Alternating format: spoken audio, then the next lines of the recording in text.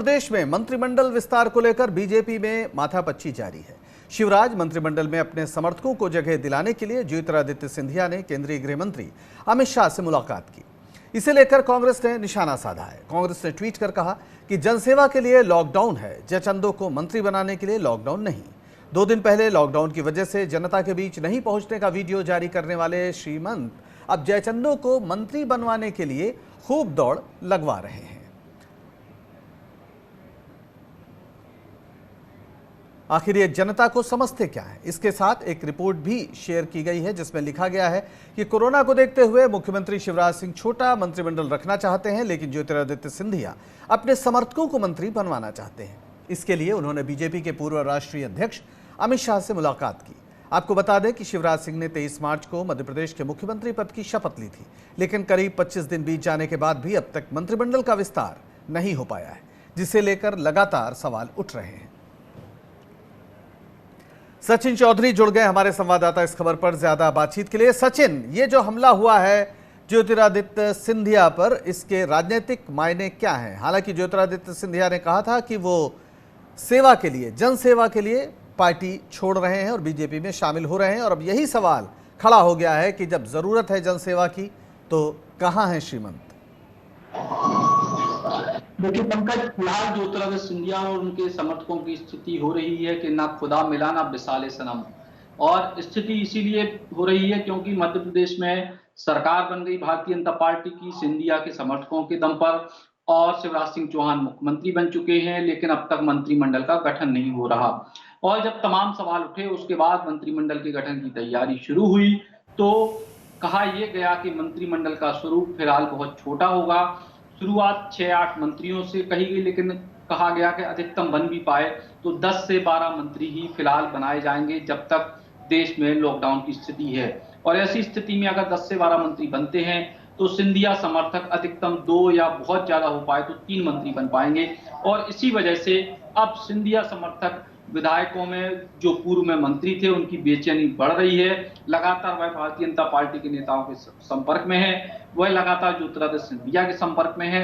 और अब ज्योतिरादित्य सिंधिया जो सूत्र बता रहे हैं कि दबाव यह डाल रहे हैं भाजपा पर कि उनके जो 6 मंत्री जिन्होंने उनके साथ जाकर भाजपा को समर्थन दिया था, जो कांग्रेस के 6 मंत्री थे, कम से कम उनको मंत्री बनाया जाए पहले ही मंत्रिमंडल विस्तार में, यानी जब भी मंत्रिमंडल का गठन हो।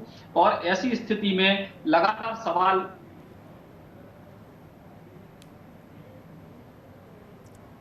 तो ज्योतिरादित्य सिंधिया ने मुलाकात की है गृह मंत्री अमित शाह से, और कहा जा रहा है कि उनकी मांग है कि उनके साथ जिन भी मंत्रियों ने पार्टी छोड़ी थी, यानी कांग्रेस छोड़कर बीजेपी में शामिल हुए थे, उन सबको मंत्री बनाया जाए। क्योंकि एक बात तो तय है कि अगर बीजेपी की सरकार मध्य प्रदेश में बन पाई है तो उसकी वजह है कि कांग्रेस के तमाम विधायकों और मंत्रियों ने ज्योतिरादित्य सिंधिया के साथ पार्टी छोड़ दी है।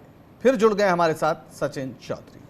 सचिन, ये जो पूरा मसला है इसमें यह भी सवाल उठ रहा है कि शिवराज चौहान ने अब तक अपने मंत्रिमंडल का विस्तार ही नहीं किया, तो सवाल है कि विस्तार करने में क्या देरी, क्या समस्या, खासतौर पर ऐसे समय जबकि कोरोना का इतना ज़बरदस्त हमला है और स्वास्थ्य मंत्री भी नहीं मध्य प्रदेश का, शायद देश का इकलौता ये प्रदेश है, इसके बावजूद अब तक मंत्रिमंडल विस्तार नहीं हुआ, वजह क्या है?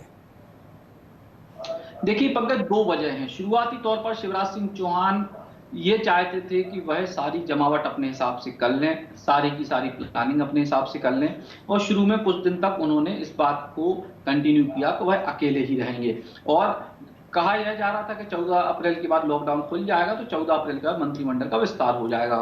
लेकिन जब 14 अप्रैल के बाद लॉकडाउन बढ़ा, मध्य प्रदेश के हालात खराब हुए, विशेष तौर पर इंदौर और भोपाल में, तो मंत्रिमंडल की जरूरत साफ तौर पर दिखाई दी। और जब यह जरूरत दिखाई दी तो मंत्रिमंडल बनाने की तैयारी शुरू हुई। लेकिन शिवराज सिंह चौहान का यह मानना है कि जो मंत्रिमंडल है अभी शुरुआत में छोटा हो। उसकी बड़ी वजह यह है कि एक तो अभी तुरंत में जनता के बीच ऐसा मैसेज ना जाए कि अचानक से 20-25 मंत्रियों को शपथ दिला के कोई समारोह किया गया, लॉकडाउन का उल्लंघन किया गया।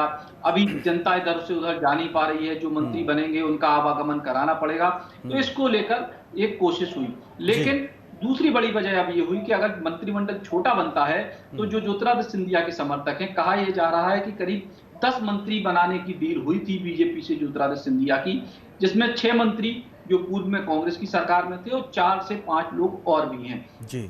तो अगर इन 10 में से किन्हीं भी 2 को या 3 को बनाया जाता है तो ज्योतिरादित्य सिंधिया के बाकी समर्थकों के बीच सही मैसेज नहीं जाएगा। इसीलिए ज्योतिरादित्य सिंधिया लगातार यह दबाव बनाने की कोशिश कर रहे हैं कि पूरा का पूरा मंत्रिमंडल एक बार में बनाया जाए और वो भी जल्दी बनाया जाए। तो ऐसी स्थिति में लगातार इस मसले को लेकर चीजें खिसक रही हैं। शिवराज सिंह चौहान का ये मानना है कि चूंकि पूर्ण बहुमत की सरकार नहीं है, सिंधिया समर्थक लोगों के दम पर ये सरकार बनी है, अभी भी अल्पमत की सरकार है। अगर पूरी विधानसभा की गिनती को देखा जाए, अगर विधायकों की संख्या वर्तमान में देखी जाए तो बहुमत है, लेकिन 230 की विधानसभा के हिसाब से अभी भी बीजेपी के पास बहुमत नहीं है। तो कोशिश शिवराज सिंह चौहान की ये है कि सिंधिया समर्थकों को एडजस्ट करने के चक्कर में कहीं बाकी के भाजपा के नेता नाराज ना हो जाएं, और इसीलिए वह एक एक कदम फूंक फूंक कर रखना चाहते हैं। क्षेत्रीय समीकरण, जाति समीकरण, सिंधिया गुट का समीकरण और अपने नेताओं का समीकरण, इन सब समीकरणों को बनाने में शिवराज सिंह चौहान कुल मिला के सत्ता के समीकरण साधना ज्यादा बड़ी चुनौती है, और फिलहाल कोरोना से लड़ाई चाहे उसमें कमजोर पड़ जाए।